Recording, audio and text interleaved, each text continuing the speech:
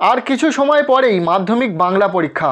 2024 সালের বাংলা পরীক্ষায় কোনি থেকে কোন প্রশ্নগুলো গুরুত্বপূর্ণ, কোন প্রশ্নগুলো পরীক্ষাতে আসার সম্ভাবনা রয়েছে এবং তোমাদের সেই প্রশ্নগুলো পড়া রয়েছে তো দেখে নাও একবার।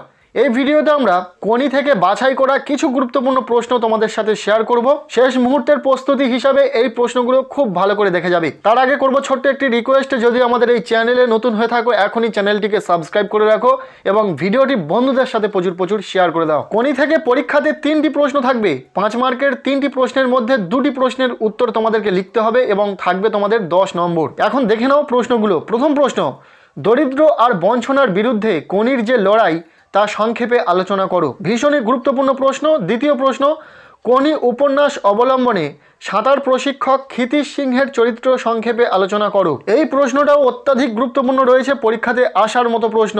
নেক্সট প্রশ্ন, তোর আসল লজ্জা জলে আসল গর্ব জলে, কে কাকে উদ্দেশ্য করে কথাটি বলেছেন, এ কথা বলার কারণ কি? পরবর্তী প্রশ্ন, লীলাবতী চরিত্রটি কিভাবে অন্যতম সহযোগী হয়ে উঠেছে তা কোনি উপন্যাস অবলম্বনে আলোচনা করো। এরপর 5 দাগে যে প্রশ্নটি রয়েছে, ওইটাই তো আমি রে, যন্ত্রণাটাই তো আমি, বক্তাকে, উক্তিটির তাৎপর্য বিশ্লেষণ করো। এই যে 5টি প্রশ্ন তোমাদেরকে দিলাম, এই 5টি প্রশ্ন ভীষণই গুরুত্বপূর্ণ, পরীক্ষাতে আসার মতো প্রশ্ন। তবে শুধু পরীক্ষার জন্য এই 5টি প্রশ্ন দেখে গেলে হবে না, এর সাথে আরও কিছু প্রশ্ন তোমাদেরকে দেখে যেতে হবে। যেমন দেখে নাও কয়েকটি প্রশ্ন।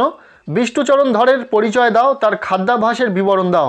নেক্সট, কোনি উপন্যাস অবলম্বনে কোনি চরিত্রটি সংক্ষেপে আলোচনা করো। পরের প্রশ্ন, সফল সাঁতারু হওয়ার ক্ষেত্রে কোনির প্রতিবন্ধকতাগুলি কী ছিল, সেগুলি কাটিয়ে উঠতে ক্ষিতীশ সিংহ তাকে কিভাবে সাহায্য করেছিলেন। আপনি নিজের শরীরটাকে চাকর বানাতে পারবেন না, বক্তা উদ্দিষ্ট ব্যক্তিকে এমন কথা বলেছেন কেন, শরীরটাকে চাকর বানানো বলতে তিনি কি বুঝিয়েছেন। পরের প্রশ্ন, কোনি ও ক্ষিতীশ একে অপরের পরিপূরক, আলোচনা করো।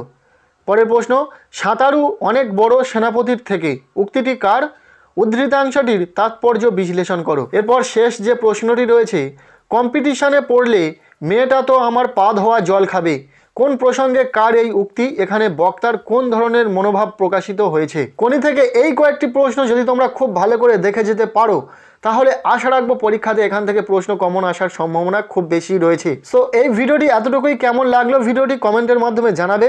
ভিডিওটি ভালো লেগে থাকলে লাইক করবে, চ্যানেলে নতুন হয়ে থাকলে অবশ্যই চ্যানেলটিকে সাবস্ক্রাইব করে রাখবে।